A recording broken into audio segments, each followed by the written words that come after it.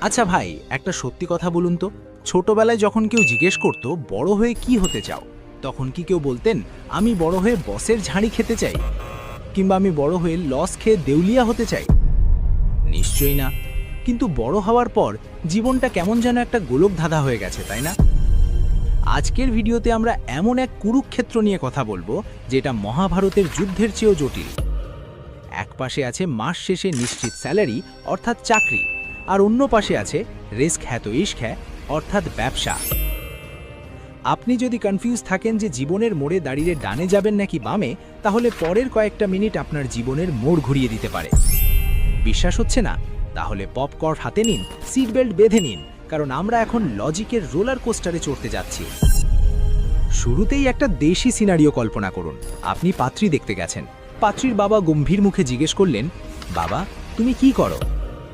আপনি যদি বলেন চাকরি করি, তিনি জিজ্ঞেস করবেন বেতন কত, আর যদি বলেন ব্যবসা করি, তিনি জিজ্ঞেস করবেন আসল পুঁজি আছে তো নাকি সব লোন।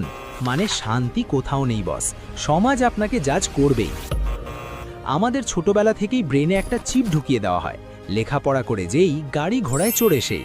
কিন্তু আধুনিক যুগে এসে দেখা যাচ্ছে যে গাড়ি ঘোড়ায় চড়ছে তার ড্রাইভার হয়তো পিএইচডি হোল্ডার। জোকস অ্যাপার্ট, বর্তমান যুগ বা মডার্ন এরিয়াতে চাকরি এবং ব্যবসার সংজ্ঞাটাই পুরোপুরি বদলে গেছে। চলুন প্রথমে চাকরির দুনিয়া একটু উকি দিই। আমাদের সমাজে চাকরি মানেই হলো সোনার হরিণ, বিশেষ করে সেটা যদি সরকারি চাকরি হয় তাহলে তো কথাই নেই। আপনার দাম তখন শেয়ার বাজারের চেয়েও দ্রুত ওঠানামা করবে। চাকরিতে আপনার একটা নির্দিষ্ট রুটিন থাকে, সকাল 9টা থেকে 5টা। এর বাইরে আপনার কোনো টেনশন নেই। অফিসের এসি নষ্ট, বসের হেডেক, ক্লায়েন্ট পেমেন্ট দিচ্ছে না, কোম্পানির হেডেক। আপনি মাস শেষে টাকা পকেটে পুরে বাসায় গিয়ে নেটফ্লিক্স দেখবেন। Simple life. কিন্তু মুদ্রার উল্টো পিঠটা দেখেছেন কি? চাকরিতে আপনি বিক্রি করছেন আপনার জীবনের সবচেয়ে মূল্যবান সম্পদ, সময়।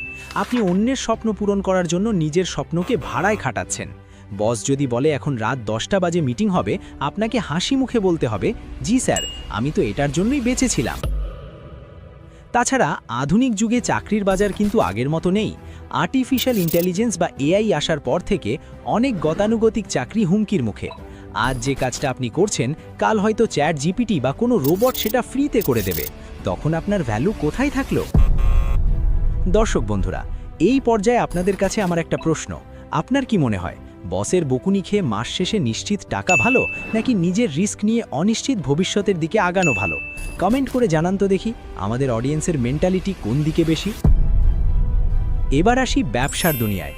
ওফ, বিজনেস শব্দটা শুনলেই কেমন যেন একটা সিইও ভাব আসে, তাই না? কোট টাই পরে মিটিং করছেন,